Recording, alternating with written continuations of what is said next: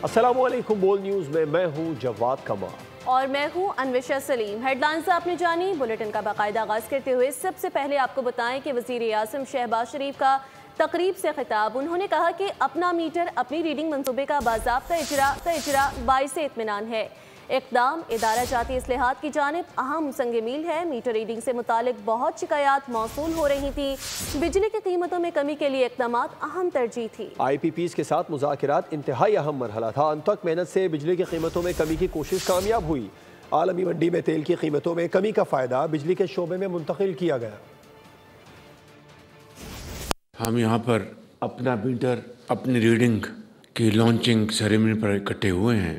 IPPs के साथ अपना मीटर अपनी रीडिंग का असल फ़ायदा आम सारिफ को है और ये जो ऐप है इसका फ़ायदा हर घर में हर सारिफ को जाएगा। स्ट्रेट फॉरवर्ड तरीके से जो नेगोशिएशन की गई उसके बदले में कोई 4.5 रुपये पर यूनिट ये IPPs के साथ जो हमने नेगोशिएशन की depending on the prices of oil in international markets और उसको हमने कन्वर्ट किया बिजली की कीमत में कमी लाने के लिए। पाकिस्तान भर में PTV की जो फ़ी है उसको मैं आज ख़त्म करने का ऐलान कर रहा हूँ। वज़ारत कानून ने इस्लामाबाद हाई कोर्ट जजेस की सीनियरिटी लिस्ट जारी कर दी। Justice Sarfaraz Dogar Islamabad high court के सीनियर तरीन जज करार दिए गए हैं, जबकि जस्टिस मोहसिन अख्तर कियानी का दूसरा नंबर है और जस्टिस मियां गुल हसन तीसरे नंबर पर हैं। इस्लामाबाद हाई कोर्ट जजेस की सीनियरिटी लिस्ट जारी कर दी गई। Justice Sarfaraz Dogar Islamabad high court के सीनियर तरीन जज करार दिए गए। वज़ारत कानून इस्लामाबाद हाई कोर्ट की जजेस की सीनियरिटी लिस्ट जारी कर दी है। Justice Sarfaraz Dogar Islamabad high court के सीनियर तरीन जज करार दिए गए हैं, जबकि जस्टिस मोहसिन अख्तर कियानी का दूसरा नंबर है।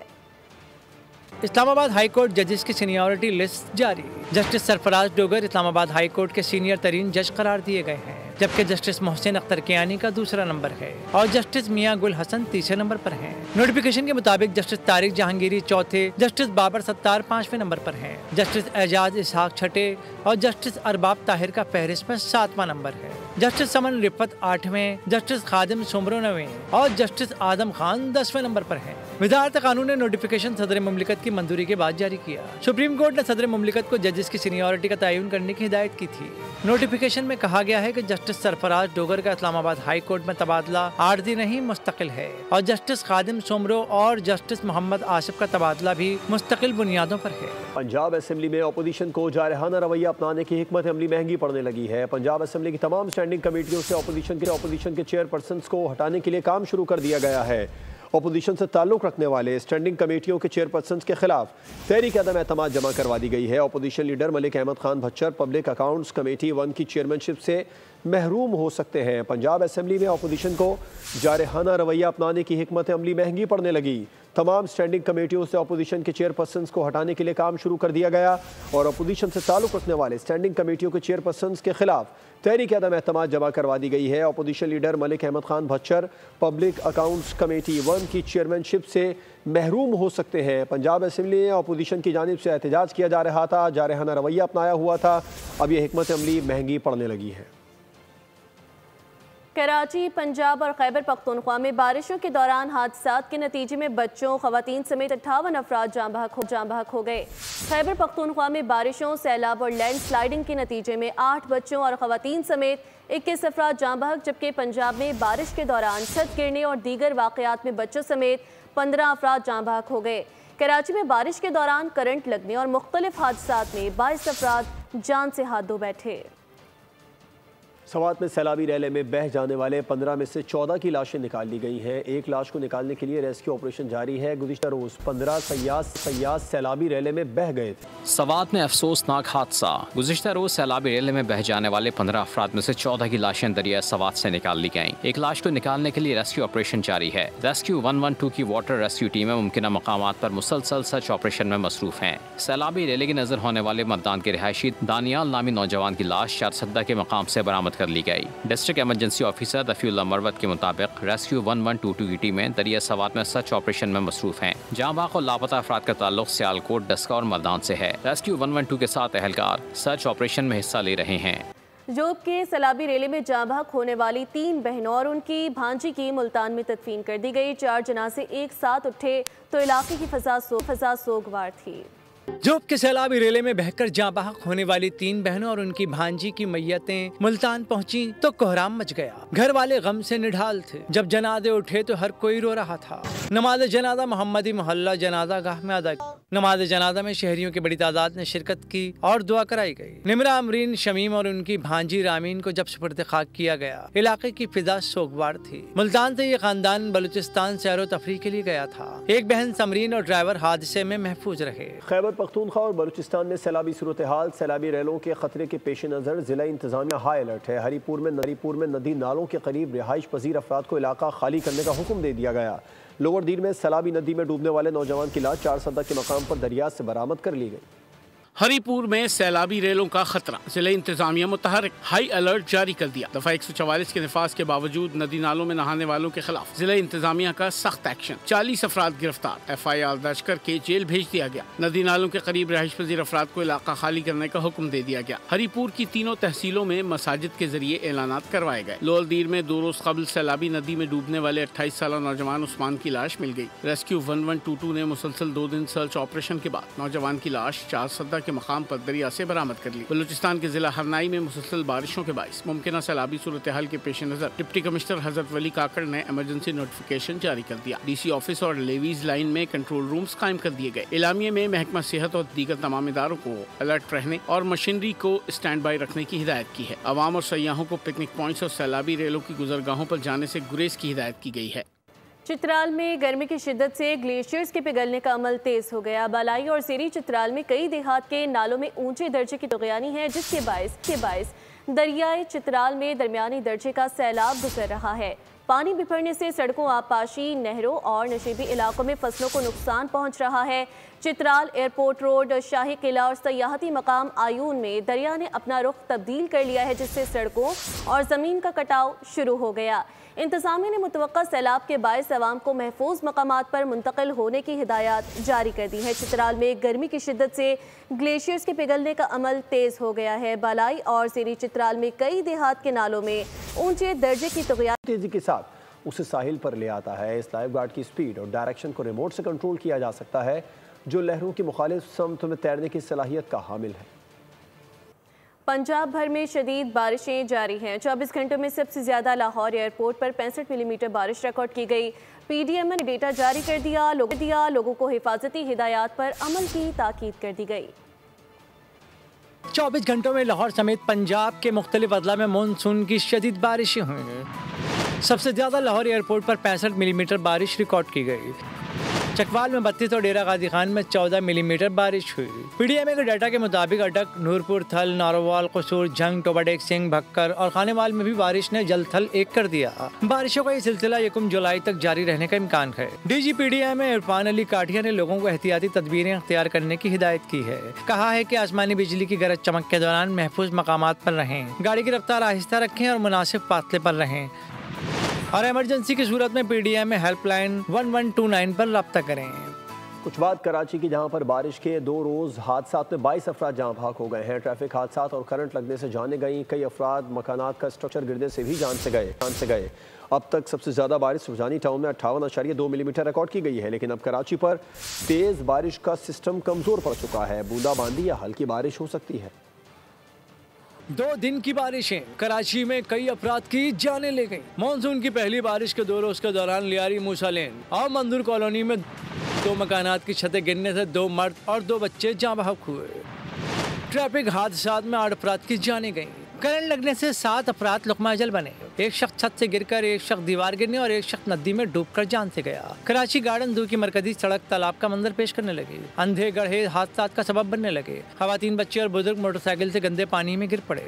शहर की मरकजी शाहराहों से पानी की निकासी कर दी गई। ताहम अंदरून इलाका गलियों और चौराहों पर पानी ताहाल मौजूद है। इलाका मकीन और राहगीर परेशान है। पूरे करवंगी से लेके यहाँ तक यही हाल है सर। पैसा तो आ रहा है लेकिन कराची पे लगा नहीं रहे। यहाँ की हुकूमत ऐसी है कि अवाम तो बेबस है। हम तो कुछ नहीं कर सकते। कराची तो तबाह बर्बाद कर दिया है। कराची में किसी भी किस्म का कोई खर्चा नहीं हो रहा। मलिर के इलाके दाऊद चौरंगी पर बरसाती पानी जमा होने के बायस ट्रैफिक शदीद मुतासिर। शहर में बारिश के बाद मरकजी शाहराहों से पानी की निकासी मुमकिन बना दी गई है, ताहम ओल्ड सिटी एरिया की मुतादिद गलियां ज़ेर आब हैं। सदर टाउन के यूसी ऑफिस 4 के सामने बारिश और सीवरेज का पानी है, जहां इलाका मकीनों के लिए तकलीफ का सबब है, वहीं इंतजामिया को मुँह चिढ़ा रहा है। मरियम हसन रिपोर्ट करेंगी। सिलसिला तो थम चुका है, लेकिन शहर के मरकजी शाहराहों पर पानी की निकासी भी कर दी गई है, लेकिन जो अंदरून शहर है वहाँ पर सूरत हाल जो है काफ़ी हद तक खस्ता और तशवीशनाक है। इस वक्त हम रामसामी में मौजूद हैं और कैमरामैन नज़ाकत अगर आपको सूरत हाल दिखाएं तो यहाँ पर भी अंदरून खाना गलियों में पानी की निकासी जो है वो नहीं हो सकी है। कल से शाम से बारिश का सिलसिला थम चुका है, अब तक पानी की निकासी नहीं की गई है। क्या समझ रहे हैं कितनी प्रॉब्लम्स हो रही हैं इलाका मकीनों को, जो कारोबार कर रहे हैं उन लोगों को?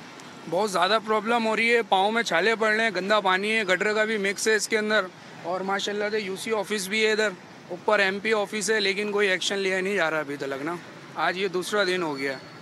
अब वो देखें ना लेडीज़ कैसे आ रही हैं साइड में से, उनके भी पाँव मतलब ख़राब होंगे और कारोबार पे भी बहुत फ़र्क पड़ रहा हम लोगों के। इलाका मकीनों की जानिब से अपील की जा रही है कि हुकाम बाला इस चीज़ का नोटिस लेते हुए इलाके में जहाँ जहाँ पर भी पानी खड़ा हुआ है उनकी सफाई को फौरी मुमकिन बनाए। शुक्रिया मरियम। कराची में बारिशों के बाद छोटी बड़ी शराहों पर नकासी आपकी अबतर सूरत हाल है। मलिर के इलाके तारिक बिन ज़ियाद सोसाइटी में बारिश का पानी ताहाल जमा है, जिससे शहरियों को मुश्किलात का सामना करना पड़ रहा है। इस हवाले से मजीद जानते हैं नुमाइंदे मोहम्मद काशान से। जी मोहम्मद काशान, बताइएगा शहरियों को किन मुश्किलात का सामना है? हाँ जी बिल्कुल, देखिए शहर कायद में बारिश का सिलसिला तो रुक गया, लेकिन नाकिस बोसीदा निज़ाम जो है नकासी है आपका, उसके बायस शहर कायद की मुतादिस ऐसी सड़कें हैं जो ताहाल ज़ेर आब है। इस टाइम में मैं आपको रिपोर्ट कर रहा हूँ तारिक बिन ज़ियाद सोसाइटी से। कैमरामैन यूसुफ आपको ये मनाजिर दिखाएंगे कि ये तमाम छोटी बड़ी गलियाँ हैं जो कि जिसमें सीवरेज का पानी यहाँ पर निकल आया है। जहाँ तक हदें निगाह जा रही है वहाँ तक हमें पानी ही पानी नज़र आ रहा है। सर ये बताइएगा कि हमेशा का ये मसला पानी यहाँ पर जमा हो जाता है, क्या मसला? कराची का कुदरती नशेब है इलाका, तारिक बिन ज़ियाद पुरानी आबादी है, मॉडल कॉलोनी है या गुलशन आमना है या दीगर आबादियाँ उसमें लाइनें डलती हैं। वो थोड़े नए ज़माने की आबादी कहते हैं या नई सेवरेज लाइनें बोलते हैं, तो उससे यहाँ पे लोड आता है, लेकिन ऐसी पोजीशन यहाँ पे नहीं आती। हम यहाँ पे तकरीबन कई अशरों से रह रहे हैं कि मतलब कोई नए रिहायशी नहीं है, हमने यहाँ ये मसला नहीं देखा। मैं एक दफ़ा फिर गुजारिश करूँगा कि दिखा देंगे वाटर कारपोरेशन का पम्प यहाँ पर पहुँचा है जो कि पानी खींच रहा है। फैसल बोर्ड कंट्रोलमेंट बोर्ड का ये इलाका है। शहरियों की जानिब से भी ये कहा जाता है कि मॉडल कॉलोनी के अंदर एक तरक्याती काम हो रहा है, जैसे सीवरेज की लाइनें डाली जा रही हैं, वो लाइन आगे चौक हो जाती है, जिसके बाद इस सोसाइटी के अंदर सीवरेज का गंदा पानी जो है वो जमा हो जाता है, जिससे शहरियों को शदीद मुश्किलात का सामना करना पड़ता है। जी, अमेरिका ने इस्फहान में ईरान के एटमी तनसीबात पर हमले में बंकर बस्टर बम इस्तेमाल नहीं किए। Chairman joint chief of staff general Dan Caine का इंकशाफ कहा। इस्फहान की एटमी तनसीबात में 60% अफज़ूदा यूरेनियम मौजूद था। ईरान ने इंदिया दिया है कि अगर अमेरिका के साथ नया मुआहदा तय पाता है तो ईरान अपने 60% और 20% अफज़ूदा यूरेनियम के ज़खायर किसी दूसरे मुल्क मुंतकिल करने पर आमादा हो सकता है। Chairman joint chiefs of staff general Dan कीन की अमरीकी सेनेटर्स को ईरान की जौहरी तनसीबात पर किए गए गैर मामूली हमले पर ब्रीफिंग। जनरल डैन कीन ने बताया कि अमरीकी फौज ने ईरान की सबसे बड़ी जौहरी साइट्स में से एक पर बंकर बस्टर बम इस्तेमाल नहीं किया, क्योंकि इस मकाम पर 60% अफज़ूदा यूरेनियम मौजूद था। यहाँ बंकर बस्टर बमों का हमला गैर मौसर रहता। अलबत्ता फ्रोदो और नतंस की तनसीबात पर क्लस्टर हमले किए। अक़वाम मुत्तहदा में ईरान के मुस्तक़िल मंदूब अमीर सईद ने इंदिया दी है कि अगर अमरीका के साथ नया मुआहदा तय पाता है तो ईरान अपने 60% और 20% अफज़ूदा यूरेनियम के ज़खायर किसी दूसरे मुल्क को मुंतकिल करने पर आमादा हो सकता है। साथ ही उन्होंने ईरान के तवानाई शुबे में गैर मुल्की सरमायाकारी की इजाज़त देने की बात भी की। ताहम इन तमाम इक़दामात को मुआहदे से मशरूत करार दिया है। उन्होंने वाज़ेह किया कि इस इक़दाम के बदले में ईरान को येलो केक मुहैया किया जाना चाहिए, जो कि यूरेनियम का वो खाम पाउडर है जिसे ईंधन या हथियार के काबिल बनाने के लिए मजीद अमल से गुजारना पड़ता है। ईरान चंद माह के अंदर यूरेनियम की अफज़ूदगी दोबारा शुरू करने की सलाहियत रखता है। अमरीकी हमला भी ईरानी तनसीबात को तबाह नहीं कर सका। बैनुल-अक़वामी एटमी तवानाई एजेंसी के डायरेक्टर जनरल राफेल ग्रॉसी का इंकशाफ। अमरीकी नशरियाती इदारे CBS न्यूज़ को दिए गए एक इंटरव्यू में उनका कहना था कि गुज़िश्ता हफ्ते के आखिर में ईरान की जौहरी तनसीबात पर अमरीकी हमलों के नतीजे में उन्हें नुकसान पहुंचा था, लेकिन वो मुकम्मल तौर पर तबाह नहीं हुई। अक़वाम मुत्तहिदा के जौहरी तवानाई के निगरानी इदारे के सरबराह का बयान व्हाइट हाउस के इस दावे की नफी करता है कि अमरीकी हमलों ने ईरान के जौहरी प्रोग्राम को बरसों पीछे धकेल दिया। अमेरिका ने IAEA के सरबराह राफेल ग्रोसी के खिलाफ ईरानी धमकियों को नाकाबिल कबूल करार दे दिया है। अमेरिका ने बैनुल-अक़वामी जौहरी तवानाई एजेंसी के डायरेक्टर जनरल राफेल ग्रोसी की गिरफ्तारी और उनको फांसी देने के लिए ईरान के मुतालबात की मजम्मत की है। अमेरिकी वज़ीर ख़ारजा मार्को रूबियो ने एक्स पर एक सरकारी बयान में कहा कि ईरान में IAEA के डायरेक्टर जनरल ग्रोसी की गिरफ्तारी और फांसी के मुतालबात नाकाबिल कबूल हैं और इनकी मजम्मत की जानी चाहिए। उन्होंने मज़ीद कहा कि हम ईरान में IAEA की अहम तरीन तस्दीक और निगरानी की कोशिशों की हिमायत करते हैं और ईरान से मुतालबा करते हैं कि वो आलमी इदारे के एहलकारों को सेफ्टी और सिक्योरिटी फराहम करें।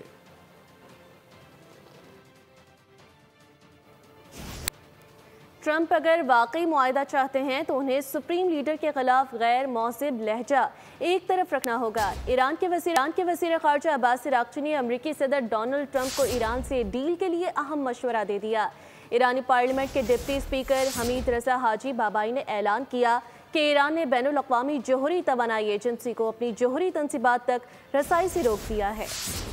ईरान के इसराइल से जंग के बाद नए सिफाती और दिफाई इक़दाम शुरू। ईरानी वज़ीर ख़ारजा अब्बास अराग़ची ने अमरीकी सदर डोनाल्ड ट्रंप को ईरान से डील के लिए अहम मशवरा दे दिया। कहा, अगर सदर ट्रंप ईरान से डील में वाकई संजीदा हैं तो ईरान के सुप्रीम लीडर आयतुल्लाह ख़ामनाई के लिए बेएहतरामी और नाकाबिल कबूल लहजा तर्क कर दें। सुप्रीम लीडर के चाहने वालों के जज्बात को ठेस पहुँचाना बंद करें। ईरानी वज़ीर ख़ारजा का कहना था, हम कभी किसी को अपनी तकदीर का फैसला करने की इजाज़त नहीं देते। हमारे मिसाइलों से बचने के लिए इसराइल के पास अमरीका के पास जाने के सिवा कोई चारा नहीं था। ईरानी पार्लियामेंट के डिप्टी स्पीकर हमीद रज़ा हाजी बाबाई ने ऐलान किया है कि ईरान ने बैनुल-अक़वामी जौहरी तवानाई एजेंसी को अपनी जौहरी तंसीबात तक रसाई से रोक दिया है। डिप्टी स्पीकर के मुताबिक राफेल ग्रोसी और इनकी टीम के मुआयनकार अब ईरान की जौहरी मकामात पर दाखिल नहीं हो सकेंगे। हमीद रज़ा ने दावा किया कि एजेंसी की रिपोर्ट्स के जरिए ईरानी तंसीबात से मुताल्लिक़ अहम डाटा इसराइल तक मुंतकिल किया गया जो ईरान की कौमी सलामती के लिए खतरा है। ईरान के फैसले से आलमी जौहरी निगरान इदारे और मगरबी ताकतों में तशवीश की लहर तोड़ गई है। बैनुल-अक़वामी रद्द-ए-अमल का इम्कान जाहिर किया जा रहा है। इसराइल की जानिब से गजा पर ताज़ा फ़ज़ाई और ज़मीनी हमलों में मज़ीद 81 फ़लस्तीनी शहीद और 422 ज़ख्मी हो गए हैं। गजा में इमदादी मरकज़ की कारकर्दगी पर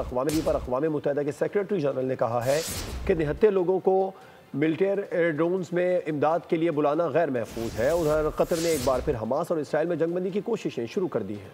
गजा में इसराइली बमबारी का सिलसिला जारी है। कई इलाकों में दर्जनों फ़लस्तीनी शहीद हुए हैं। अरब मीडिया के मुताबिक शहादतों का यह सिलसिला गजा सिटी, रफ़ा और दीगर इलाकों में जारी बमबारी के नतीजे में पेश आया। गजा शहर में पूरा रिहायशी ब्लॉक उड़ा दिया गया। गजा में एक घर पर हमले में 9 बच्चों समेत 20 अफराद जहाँ भाग हुए। इसराइल अब गजा के साथ लबनान के सरहदी इलाकों में भी बमबारी कर रहा है। सेक्रेटरी जनरल एंटोनियो गुतरेस ने अमरीका की सख्त अल्फाज में मजम्मत करते हुए कहा है कि गजा में अमरीका की मदद से कायम किए जाने वाले इमदादी मरकज़ फ़लस्तीनियों के जानी नुकसान का बायस बन रहे हैं। कतर ने एक बार फिर हमास और इसराइल में मुफाहिमत की कोशिशें शुरू कर दी। अमरीकी सदर ट्रंप ही गजा में जल्द जंगबंदी के लिए पुरुमीद हैं।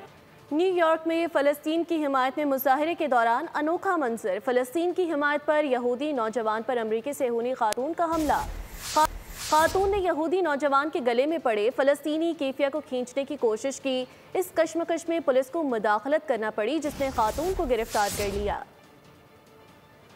अमरीकी सदर ट्रंप एक बार फिर करप्शन स्कैंडल का शिकार है। इसराइली वज़ीर आज़म नेतन्याहू की हिमायत में बोल पड़े। सोशल मीडिया प्लेटफॉर्म पर जारी बयान में कहा कि नेतन्याहू को जाने दिया जाए, उन्हें बड़े काम करने हैं। नेतन्याहू के खिलाफ ये अदालती कार्रवाई हमारी फतह को गोहना देगी।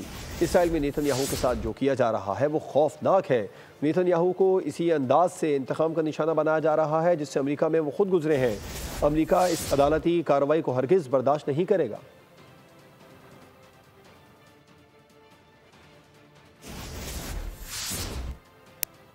फितनल हिंदुस्तान की दहशतगर्दी की एक और कोशिश। शुमाली वज़ीरिस्तान में सिक्योरिटी फोर्सेस पर हमला कर दिया। वतन के बहादुर सपूतों ने जान निछावर करके दहशतगर्दों को मुंह तोड़ जवाब दिया। दहशतगर्दों ने सिक्योरिटी फोर्सेस के काफिले को निशाना बनाया। दहशतगर्दों ने धमाका खेज मवाद से भरी गाड़ी काफिले से टकरा दी। नतीजे में वतन के 13 जवान शहादत के अजीम रुतबे पर फाइज हुए। फितना अल हिंदुस्तान की दहशतगर्दी की एक और कोशिश। शुमाली वज़ीरिस्तान में सिक्योरिटी फोर्सेस पर हमला। वतन के बहादुर सपूतों ने जान निछावर करके दहशतगर्दों को मुंह तोड़ जवाब दिया। मीर अली में भारतीय सरपरस्ती में पलने वाले फितना अल ख्वारिज के दहशतगर्दों ने सिक्योरिटी फोर्सेस के काफिले को निशाना बनाया। दहशतगर्दों ने धमाका खेज मवाद से भरी गाड़ी काफिले से टकरा दी। नतीजे में वतन के 13 जवान शहादत के असीम रुतबे पर फाइज हुए। शहदा में सूबेदार साहिद इकबाल, हवलदार सोहराब खान और हवलदार मियाँ यूसुफ समेत दीगर जवान शामिल हैं। हमले में 2 बच्चे और एक खातून भी शदीद जख्मी हुई। सिक्योरिटी फोर्सेस की बर वक्त जवाबी कार्रवाई में 14 दहशतगर्द वासिल जहन्नुम हुए। ISPR के मुताबिक भारतीय हिमायत याफ्ता दहशतगर्दी का हर महाज पर खात्मा किया जाएगा। फील्ड मार्शल सैयद आसिम मुनीर का कोर हेडक्वार्टर्स पिशावर का दौरा। फील्ड मार्शल को इंसदादे दहशतगर्दी ऑपरेशन और सिक्योरिटी सूरत हाल पर ब्रीफिंग दी गई। सैयद आसिम मुनीर ने बन्नी छावनी पर हमले में शहीद होने वालों की नमाज जनाजा में शिरकत भी की। फील्ड मार्शल ने बन्नू CMH का दौरा करके जख्मियों की अयादत की और सिक्योरिटी फोर्सेस के जज्बे और अज़्म को सराहा। सैयद आसिम मुनीर का कहना था कि फोर्सेस भारतीय स्नाइपर फितना और ख़वारिज के खात्मे के लिए कोशा है।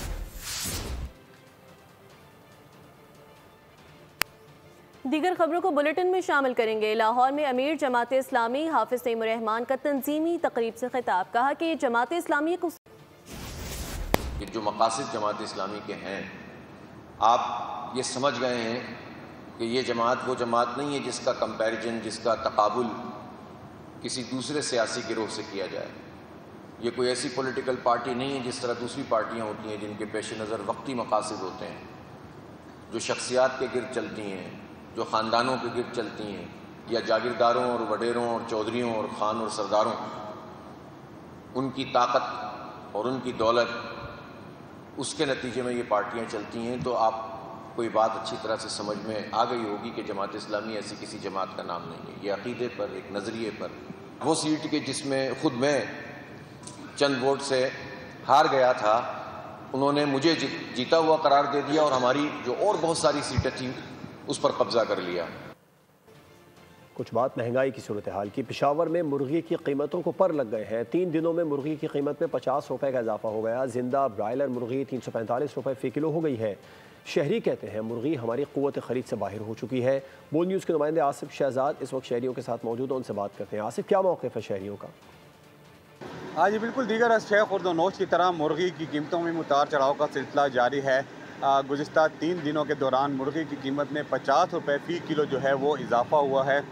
शहरी जो हैं वो कहते हैं जो मुर्गी है वो उनकी क़ुव्वत ख़रीद से बाहर होती जा रही है, मुसलसल कीमतें बढ़ रही। शहरी हमारे साथ मौजूद हैं, उनसे बात करेंगे।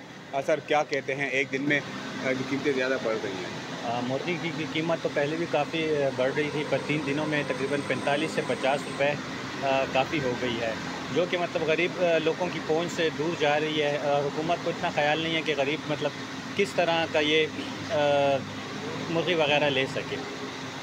हाँ जी बिल्कुल, जैसा कि आपने सुना, शहरियों का कहना है कि 3 रोज़ के दौरान 45 से 50 रुपये तक का इजाफा हुआ है, जो कि शहरियों की दस्तरस से बाहर होता जा रहा है। जो कहना है कि इंतज़ामिया की जानिब से इस हवाले से इक़दाम उठाने चाहिए ताकि मुर्गी की कीमतें जो हैं उनमें इस्तेकाम आ सके।